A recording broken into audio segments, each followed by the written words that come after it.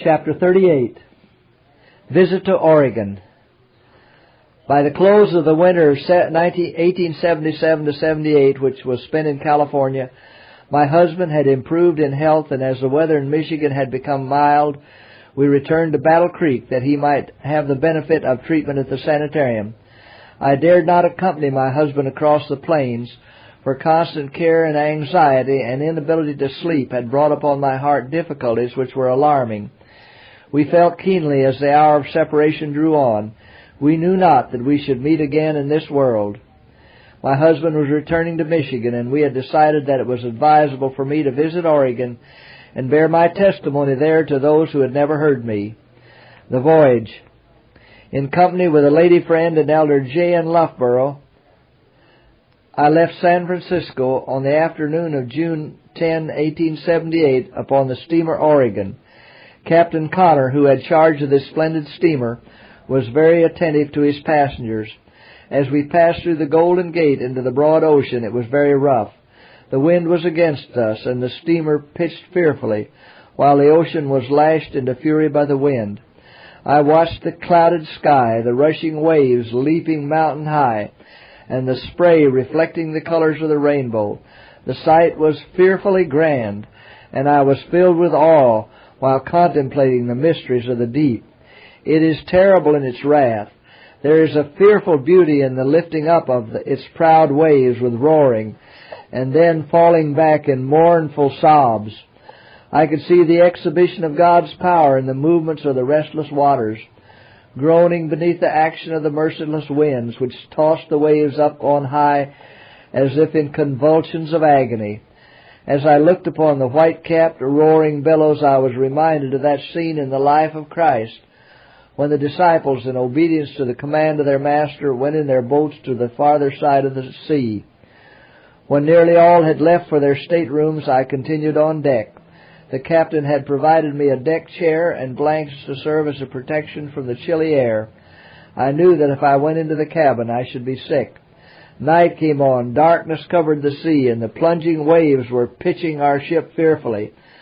This great vessel was as a mere chip upon the merciless waters, but she was guarded and protected on her course by the heavenly angels, commissioned of God to do His bidding. Had it not been for this, we might have been swallowed up in a moment, leaving not a trace of that splendid ship. But that God who feeds the ravens, who numbers the hairs of our heads, will not forget us. The last night we were on the boat, I felt most grateful to my Heavenly Father. I there learned a lesson I shall never forget. God had spoken to my heart in the storm and in the waves and in the calm following. And shall we not worship Him? Shall man set up his will against the will of God? Shall he be disobedient to the commands of so mighty a ruler? Shall we contend with the Most High, who is the source of all power, and from whose heart flows infinite love and blessings to the creatures of His care? Meetings of special interest. My visit to Oregon was one of special interest. I met here, after a separation of 4 years, my dear friends, Brother and Sister Van Horn, whom we claim as our children. I was somewhat surprised and very much pleased to find the cause of God in so prosperous a condition in Oregon. Tuesday evening, June 18, I met a goodly number of the Sabbath keepers in this state. I gave my testimony for Jesus and expressed my gratitude for the sweet privilege that is ours of trusting in His love and of claiming His power to unite with our efforts to save sinners from perdition. If we would see the work of God prosper, we must have Christ dwelling in us. In short, we must work the works of Christ. Wherever we look, the whitening harvest appears, but the laborers are so few. I felt my heart filled with the peace of God and drawn out in love for His dear people with whom I was worshiping for the first time. On Sunday, June 23, I spoke in the Methodist Church of Salem on the subject of temperance. On the next Tuesday evening, I again spoke in this church. Many invitations were tendered me to speak on temperance in various cities and towns of Oregon, but the state of my health forbade my complying with these requests.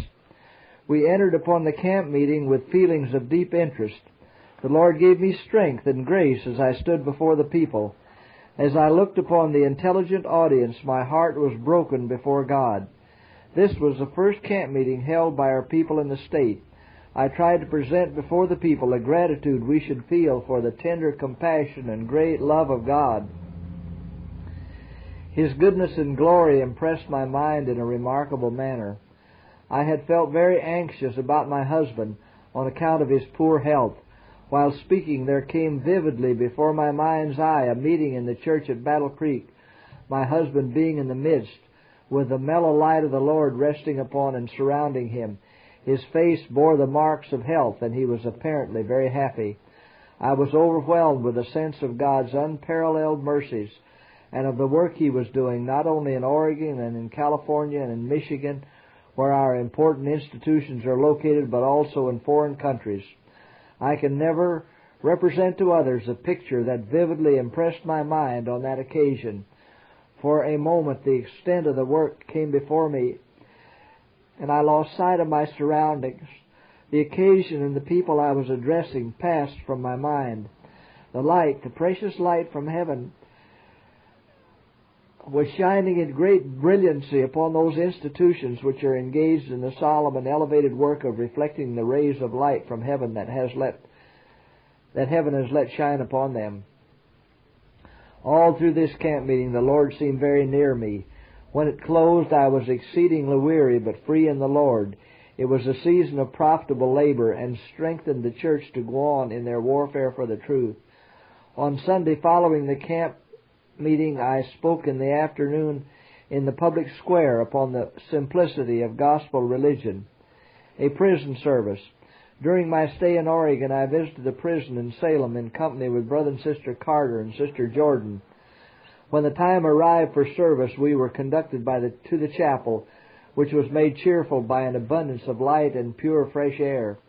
At the signal from the bell, 2 men opened the great iron gates, and the prisoners came flocking in. The doors were securely closed behind them, and for the first time in my life I was immured in prison walls. I had expected to see a set of repulsive-looking men, but was happily disappointed. Many of them seemed to be intelligent, and some to be men of ability. They were dressed in the coarse but neat prison uniform, their hair smooth and their boots brushed. As I looked upon the varied physiognomies before me, I thought, to each of these men have been committed peculiar gifts or talents to be used for the glory of God and for the benefit of the world, but they have despised these gifts of heaven, abused and misapplied them. As I looked upon young men from 18 to 20 and 30 years of age, I thought of their unhappy mothers and of the grief and remorse which was their bitter portion. Many of these mothers' hearts had been broken by the ungodly course pursued by their children. When all the company were assembled, Brother Carter read a hymn, and all had books and joined heartily in singing. One who was an accomplished musician played the organ. I then opened the meeting by prayer, and again all joined in singing. I spoke from the words of John, "Behold, what manner of love the Father hath bestowed upon us, that we should be called the sons of God. Therefore the world knoweth us not, because it knew Him not. Beloved, now are we the sons of God, and it doth not yet appear what we shall be, but we know that when He shall appear, we shall be like Him, for we shall see Him as He is." 1 John 3, 1 and 2. I exalted before them the infinite sacrifice made by the Father in giving His beloved Son for fallen men, that they might through obedience be transformed and become the acknowledged sons of God. The return journey.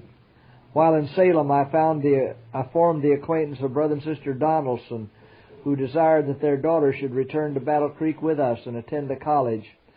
Her health was poor, and it was quite a struggle for them to part with her, their only daughter, but the spiritual advantages she would there receive induced them to make the sacrifice.